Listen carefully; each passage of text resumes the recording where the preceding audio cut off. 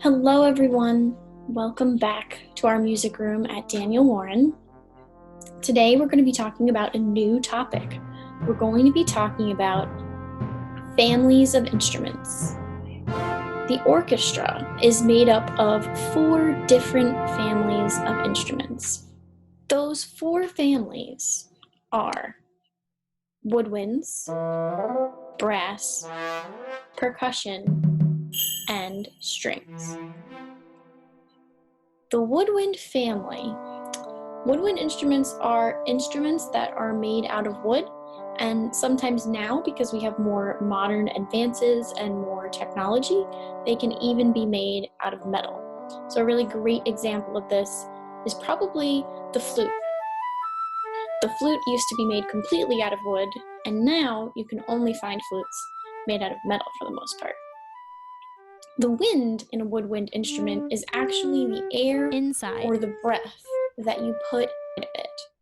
And except for the flute, all instruments that are woodwinds have a reed that helps to create the sound, and that reed is also made out of wood.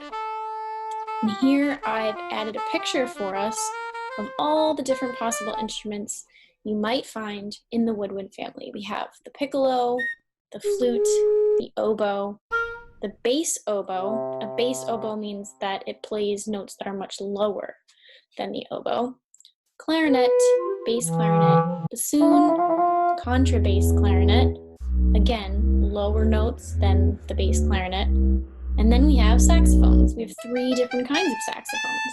We have the alto saxophone, which is the saxophone that you're most used to seeing and hearing. We have the tenor saxophone, which is slightly larger and making slightly lower sounds. And then we have the baritone saxophone, which is even bigger than that and makes even lower sounds. Because as we've talked about in our music classes together before, the smaller an instrument is, the higher the notes are going to be that it plays.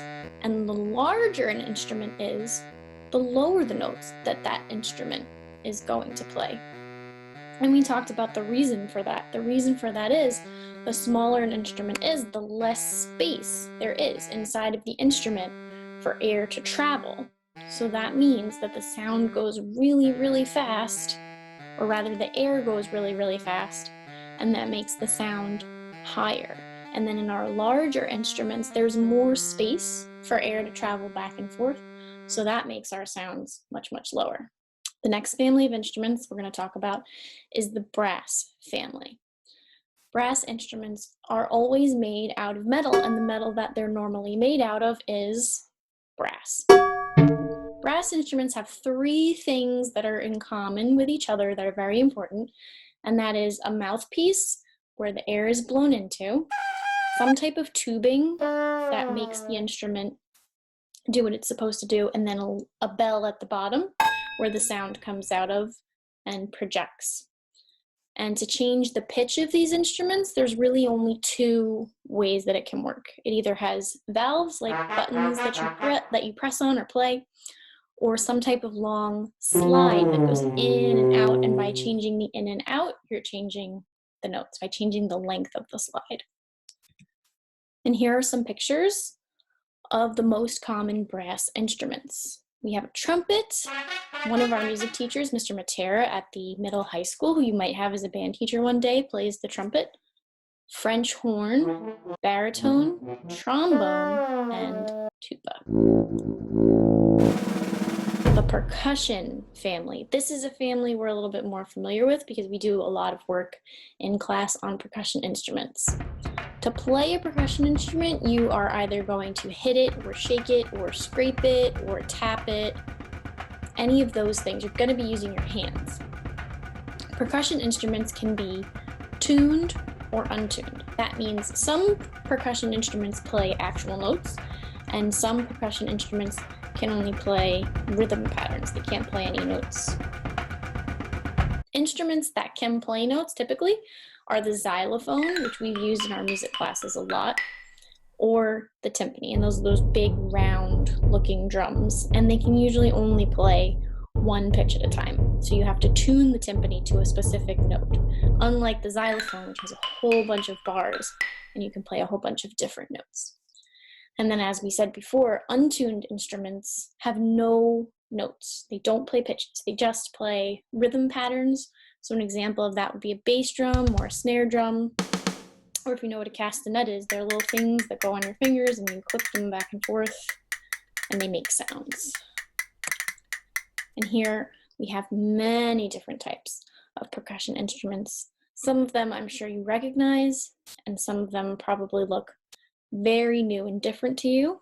So you might want to look at this a few more times just to get yourself familiar with the different kinds of percussion instruments that there are. But the one we're most familiar with is the xylophone, and you can see that all the way down in the bottom right-hand corner. In our music classes, we've also played the maracas and we've played the tambourine in our percussion classes too. And finally, we have the string family. The string family is a family because they all have strings. They have to, otherwise they can't belong to the family. You play a string instrument by plucking it with your finger, which means you take the tip of your finger and you pull the string up with it. You might use a bow or you might strike it, but normally you're going to pluck or bow. All string instruments have curvy, hollow wooden bodies and long necks, and the neck is where your hand goes. You place it on the strings in different ways to make different notes. And here we have a picture of the string family. You definitely recognize the guitar from our music room. And some of these string instruments you might recognize from older brothers and sisters who might take string lessons with Mrs. Young, or just from what you've seen around you at concerts, or even maybe on television or in movies. So today, we're going to share a special story called The Remarkable Farkle McBride. This story is about a young boy named Farkle who has a very hard time doing the same thing. It's a very hard time staying interested in something for a good long while. So while you're reading the story, now that you know about the different instrument families and the different types of instruments, I want you to, on a separate piece of paper, as you're reading the story, write down the instruments that you hear and see if you can figure out what family they belong to. The Remarkable Farkle McBride.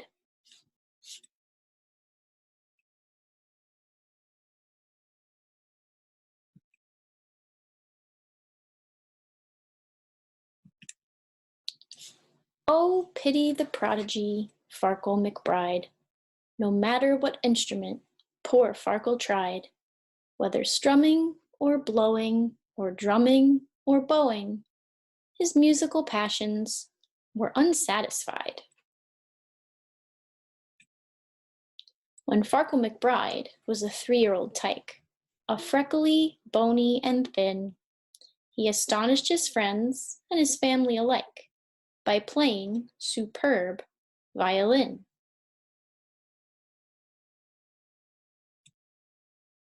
He went ree-lee, dee-lee, dee-lee-dee, with all of the strings at his side. Ree-lee, dee-lee, dee-lee-dee, the remarkable Farkle McBride. But when he was 4, Farkle played it no more, in spite of his parents' beseeching. He shattered the records he used to adore. He smashed up his rosin, ripped up every score. He threw fiddle and bow to the living room floor, as he shouted, "Enough of your screeching." When Farkle was 5, his melodical gift once again bore rhapsodical fruit. The woodwinds inspired his spirits to lift, and he rapidly mastered the flute. He went roodly, toodly, toodly too, with all of the winds at his side. Roodly, toodly, toodly too, the remarkable Farkle McBride. But at 6, Farkle flung his flute into the lake, notwithstanding its lyrical trill. He stamped on the dock till you'd think it would break. "That's it," he exclaimed. "I've had all I can take. That tootling gives me a brutal headache. It's so wimpy and whiny and shrill."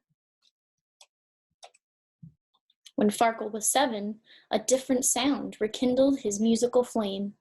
He became the most expert trombonist around, and the boulevards buzzed with his name. He went vroompity-doompity-doompity-doom, with all of the brass at his side. Vroompity-doompity-doompity-doom, the remarkable Farkle McBride. But at 8 he declared, to his parents' despair, and as everyone else might have guessed, "I can't stand the trombone, with its blat and its blare. That racket is more than my eardrums can bear. So return it or throw it away, I don't care. I despise it, just like all the rest." When Farkle was 9, both his father and mum were bursting with pride and affection, for Farkle learned xylophone, cymbals, and drum, the entire percussionist section. He went boom, bash, clang-a-ma-clash, all the clamor that he could provide. Tinkly bing bong bumpity crash, the remarkable Farkle McBride. But soon he fell prey to his usual gloom, despite all the praise and the flattery. First a sigh, then a sulk, then a frown, then a fume, and an ear-splitting tantrum that emptied the room. "I can't take it," he bellowed, "the crash and the boom, and the clang and the bang of the battery." Poor Farkle at 10, howsoever renowned, reached the end of his musical tether. But then he discovered his favorite sound: musicians all playing together. It happened like this. The conductor caught cold on the day of a major recital. "You've got to replace him," young Farkle was told. "Your cooperation is vital." So he took the baton and he gave the downbeat, and kaboom, the foundations were shaken by glorious music, bombastic and sweet, that filled up the hall and spilled into the street. Music that brought the whole crowd to its feet from the instruments he had forsaken. They went reedily, roodily, vroompity bang. "Bravo!" all the spectators cried. "Deedly, doodly, doompity clang, the remarkable Farkle McBride." Since that sparkling night, Maestro Farkle McBride conducts all the instruments he ever tried. His happy heart sings to brass, drums, winds, and strings, and remarkable Farkle's at last satisfied. And that's the end of the story. I hope you were able to write down as many instruments as you heard, and I hope that you'll take a few moments afterwards to see if you can figure out what families they belong to. And you can certainly go back to the beginning of the video or even listen to the story again to make sure that you got them all. I'll see you next time. Bye!